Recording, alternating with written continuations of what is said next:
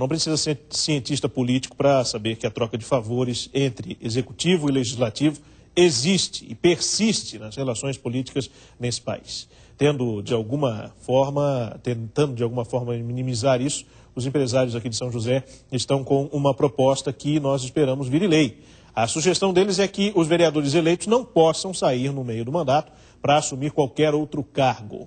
Para a gente falar melhor sobre esse assunto, nós convidamos aqui no estúdio do TV Com 20 Horas o vice-presidente da Enflo-CDL de São José, Vitor Alexandre de Souza, que participa do programa nesse momento. Tudo bem, Vitor? Boa noite. Tudo bem, boa noite. Obrigado pela gentileza da participação conosco aqui. Bom, a ideia é uma das mais nobres que a gente ouve falar, principalmente agora em tempo de campanha eleitoral.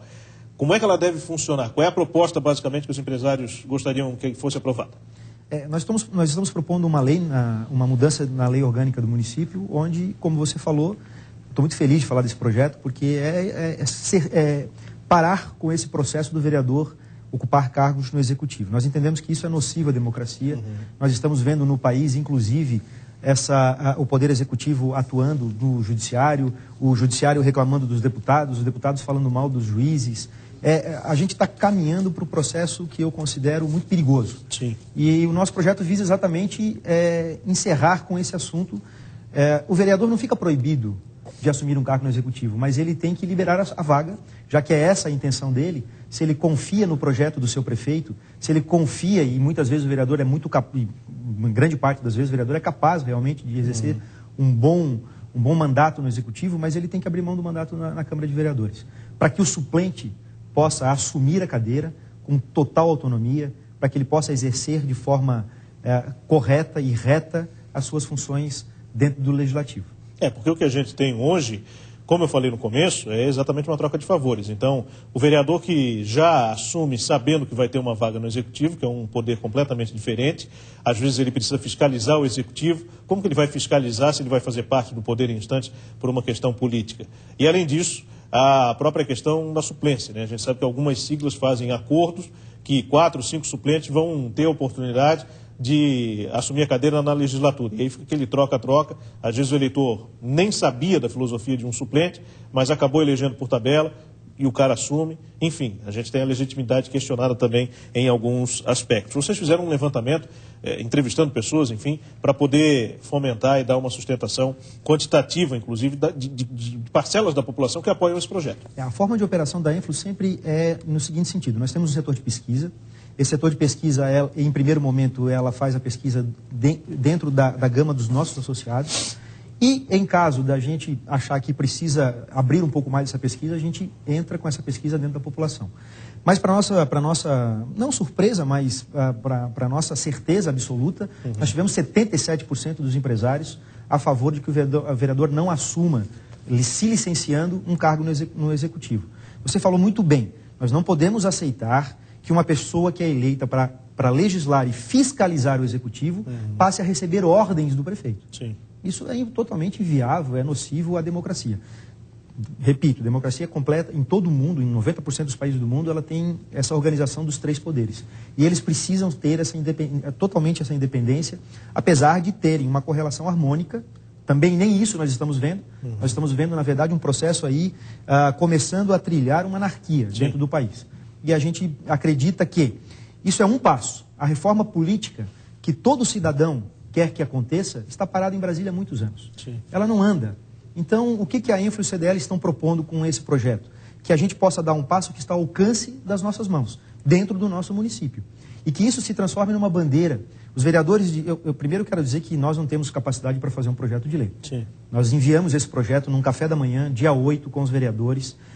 2 vereadores compareceram, nós apresentamos esse projeto a eles. Eles ficaram extremamente solícitos a esse projeto e estão levando para discussão nas suas bases, mas em primeiro momento concordaram com o projeto, para nossa felicidade. Então, amanhã nós teremos mais um almoço com alguns outros vereadores para explicar o projeto e até para ouvi-los, para poder até, de repente, quem sabe, melhorar ainda o projeto. Sim. Né? Mas esse projeto a gente gostaria muito, de verdade, que ele fosse de iniciativa legislativa, que São José realmente fizesse história dentro dessas relações um pouco com nuvens que a gente tem entre os poderes. Isso é muito comum, infelizmente. O Rafael Martins está lá na redação do Diário Catarinense, acompanhando a nossa entrevista e também vai fazer o seu questionamento, a sua pergunta. desse assunto que, se passar, se virar projeto, se for aprovado, Martini, eu vejo com muito bons olhos. É uma iniciativa muito interessante. Diga lá. Bom, primeiramente parabenizar, né, a InfluCDL por conta dessa iniciativa, sem dúvida, e como muito bem colocou o Alexandre, já que a reforma política macro não anda por questões históricas aí que a gente conhece, né, vamos trabalhar na micro, que é o município, e quem sabe transformar isso em referência. Agora, a minha dúvida é muito simples, a minha pergunta é muito simples, Alexandre. Você falaste aí que foi surgir, a pesquisa indicou que 77% mostrou-se favorável à ideia. Agora, quando surgiu esta ideia de abordar essa questão específica da reforma política, que é um projeto de uma mini reforma política, entre o meio empresarial? O que motivou, já que geralmente as entidades estão mais atentas, principalmente às questões tributárias e tudo mais, que são mais afeitas à vida do empresariado? O que motivou esta iniciativa do empresariado de transitar nesse campo da reforma política, que não é uma área que geralmente o empresariado sinta-se muito à vontade? Isso com relação à Enflo e o CDL de São José é um pouco diferente. A Enflo e o CDL de São José, ao longo dos seus 30 anos da Enflo e os 15 anos do CDL, sempre foram atuantes nesse meio político. E não só no político, em toda a sociedade, com resgate de crianças, enfim, são trabalhos diversos que a Enflo sempre teve. Mas você me pergunta o que tem a ver. Ontem eu escutei um vereador falando que a Enflo deveria se preocupar com os tributos, com a redução da carga tributária. É impossível a redução da carga tributária enquanto a gente tiver esse inchaço da máquina pública. Sim. E cada vereador que assume uma secretaria leva consigo seus correligionários. Uhum. Isso é uma loucura. Então, quer dizer, não adianta a gente querer mudar pontualmente uma situação. A gente precisa, sim, da colaboração do meio político, ele é fundamental, ele faz parte da democracia, e eu acredito que a mudança... Nós não podemos mais conviver com um país com 40 partidos políticos, a gente não pode conviver na minha opinião, com um Estado recheado de secretarias regionais, sim, muitas vezes inoperantes. Então, tudo isso não propicia que a gente tenha um cenário econômico, empresarial, favorável.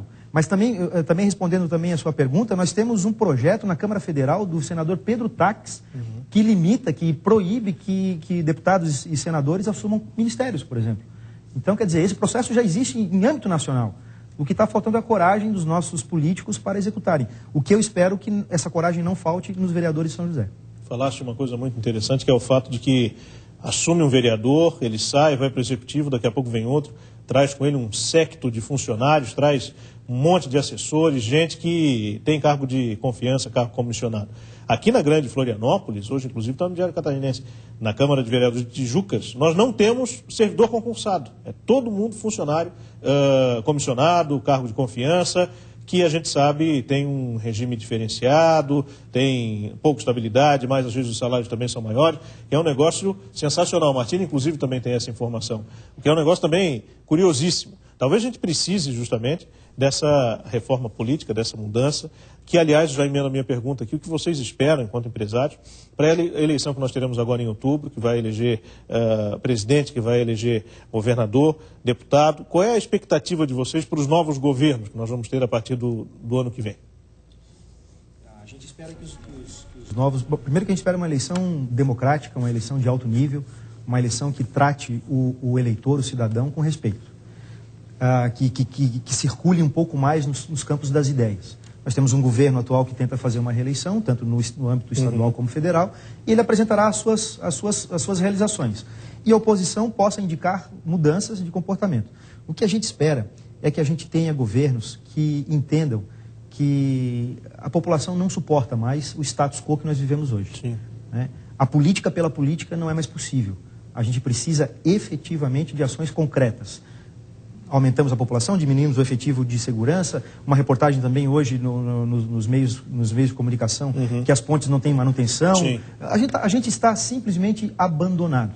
Precisamos de um novo status. Eu acho que a população vai dar uma resposta importante aí nas urnas. Que bom. Martini, queres concluir com alguma pergunta, algum questionamento aí da redação do DC?